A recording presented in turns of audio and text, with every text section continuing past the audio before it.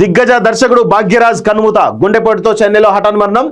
Screen writer, actor గాను ప్రసిద్ధి. నేడు అధికారిక లంచాలతో అంత్యక్రియలు చెన్నైలో అంటూ చూస్తా ఉన్నాం. సో నెక్స్ట్ ఇక ఇంద్రమ్మ ఇళ్లకు సంబంధించినటువంటి కొత్త రూల్స్ రావడం జరిగిందట. సో ఏంది అనేది ఒకసారి చూద్దాం, దాని గురించి డీటెయిల్గా మాట్లాడదాం, ఎందుకంటే అది ప్రజలకు ఉపయోగపడే అంశం కాబట్టి.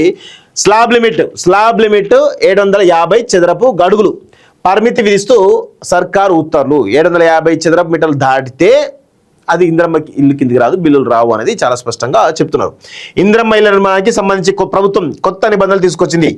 ఆర్సీసీ స్లాబ్కు గరిష్ట పరిమితి విధిస్తూ ఉత్తర్వులు జారీ చేసింది. నిర్మాణ వ్యయం భారీగా పెరుగుతున్నదని గృహ నిర్మాణ సంస్థ ప్రభుత్వం దృష్టికి తీసుకురావడంతో లబ్ధిదారులు అప్లపాలు కాకుండా ఉండేందుకు ఈ నిర్ణయం తీసుకున్నట్లు ప్రభుత్వం చెబుతున్నది. ఇంద్రమ్మ ఇళ్ల నిర్మాణంలో వ్యయభారం పెరగకుండా లబ్ధిదారులు అప్ల ఊబిలో చిక్కుకోకుండా ఉండేందుకు రాష్ట్ర ప్రభుత్వం కీలక నిర్ణయం తీసుకున్నది. ఇళ్ల నిర్మాణంలో ఆర్సీసీ స్లాబ్ విస్తీర్ణానికి గరిష్ట పరిమితి విధిస్తూ ఉత్తర్వులు జారీ చేసింది. ప్రభుత్వ ఉత్తర్వుల ప్రకారం ఇంటి ముందు భాగంలో గరిష్టంగా 3 అడుగులు, మిగిలిన 3 వైపులా 1 అడుగు మాత్రమే స్లాబ్ పొడిగింపునకు అనుమతి ఉంటుంది.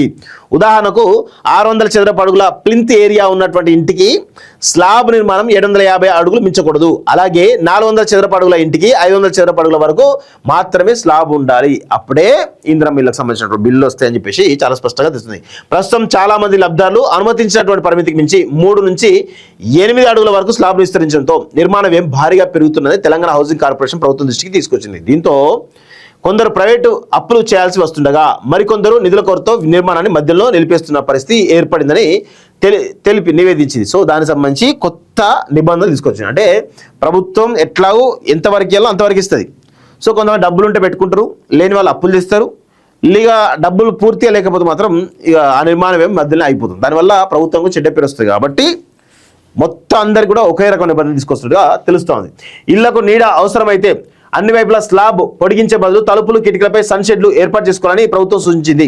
ఇంటి ముందు భాగంలో అదనపు నీడ అవసరమైతే ఆర్సీ స్లాబ్కు బదులుగా జిఐ షీట్ ఆధారిత షెడ్లను ఏర్పాటు చేసుకోవాలని లబ్ధాలకు అవగాహన కల్పించాలని అధికారులను ఆదేశించింది. ఈ కొత్త నిబంధనలు ప్రస్తుతం పునాది దశ, బేస్ లెవెల్, గ్రౌండింగ్ లేదా ఇంకా నిర్మాణం ప్రారంభించని ఇంద్రమ్మ ఇళ్ల లబ్ధాలకు వర్తిస్తాయని ప్రభుత్వం స్పష్టం చేసింది అంటూ చూస్తాను. సో ఇది ఒక కొత్త నిబంధనలు అయితే రావడం జరిగింది. 750 చదరపు అడుగులకు సంబంధించినటువంటి స్లాబ్ మాత్రమే ఉండాలి, లేకపోతే దానికి సంబంధించి ఒక ముసాయిదా అంటే క్లియర్ డైరెక్షన్స్ కూడా ఇవ్వడం జరిగింది.